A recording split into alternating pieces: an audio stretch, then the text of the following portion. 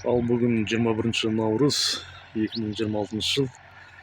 Кеше жерімізді жеткізіп қойған болатынбыз. Енді бүгін азанда тармасын салдырып отырық. Құдай қаласа мына Болат деген көкемізге үлкен рахмет. Төрткүл жақтың Төрткүл ауылында тұрады. Жылда осы жерде келіп екі реттен айдап тұрады мына жерде. Өзі біледі уже. Әбден үйреніп алған мына жердің бәрін қыр-сырын. Сонымен жақсылап істеп береді.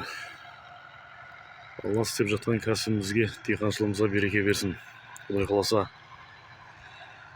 біз қайта каплин лентасын тартуға тырысамыз. Одан кейін күнін жауып, ертең арғы күндері егіп тастаймыз. Алла бұйыртса.